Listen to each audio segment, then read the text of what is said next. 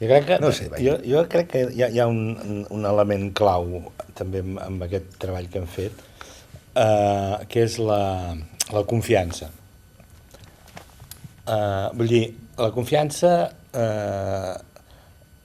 meva amb vosaltres i de vosaltres amb mi, perquè jo crec que el mateix tipus de treball, si la confiança no és d'aquesta qualitat, no hauríem arribat tan lluny. No, segur. Seguríssim. I crec que amb això amb en Carles hem parlat més vegades, perquè hem treballat més vegades que amb tu, però jo crec que hi ha una cosa, jo dic perquè com a actor, jo quan faig actor ho noto, que és que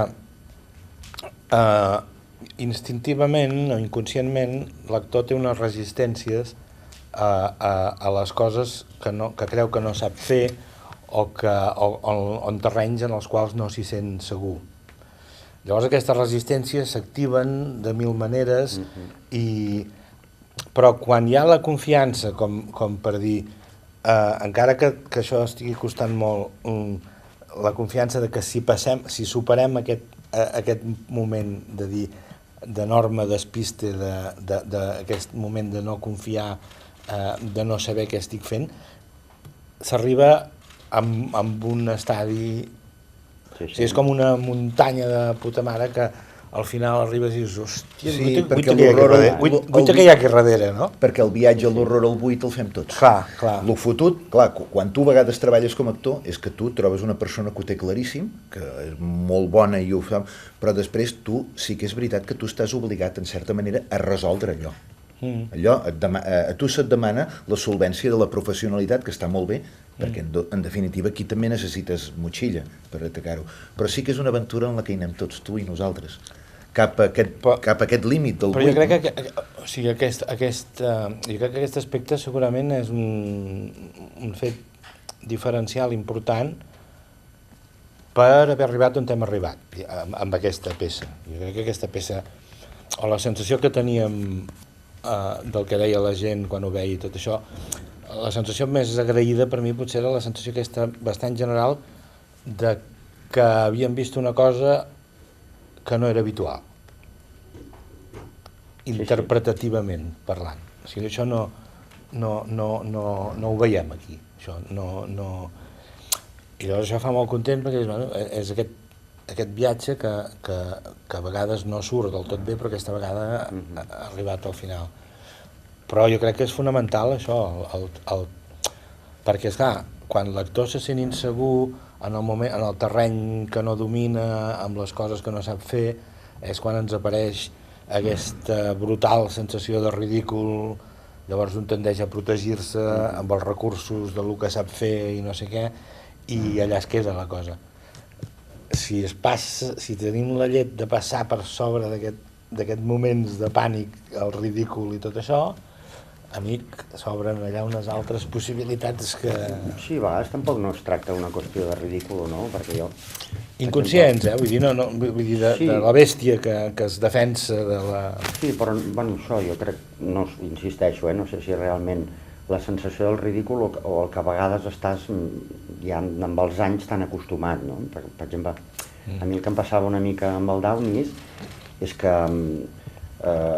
jo porto 35 anys de professió i sempre he fet els dolents, els serios, els policies, els advocats, els metges. Llavors, de cop, comèdia n'he fet poca, diguéssim.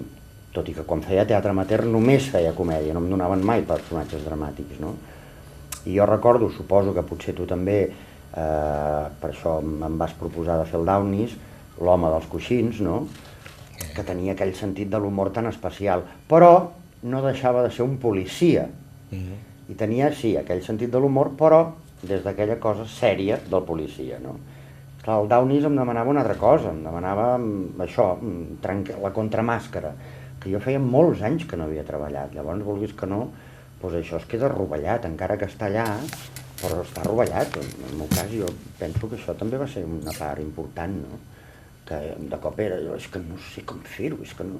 Bueno, i tu em vas anar donant claus i em vas ajudar moltíssim. I Carles, que és el tio més elegant de Barcelona, de cop el Downies, però bueno, el que passa que el Downies va acabar sortint que tenia una memòria de l'elegància. Sí, I això està molt bé. bueno, sí, però era molt Sí, subtil, no? una cosa que no se sap si una vegada poder va ser. Sí, a lo millor. Però era una cosa que s'ha inventat ell, no? Sí, sí. Saps? Però, bueno, i això també, vulguis que no, doncs, a vegades et fa estar amb aquest...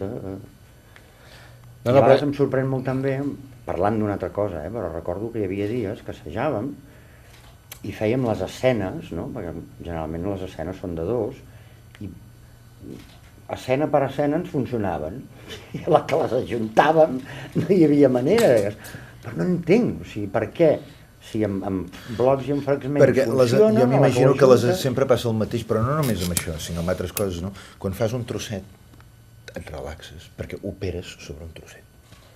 Ara passa, ai, a la que ja passa de tot, Les energies són de sobte unes hi ha una voluntat, hi ha un instint, evidentment, de posar-te les piles, però en l'instint de posar-te les piles és quan apretes colles i tanques coses, però ho vols fer net tot.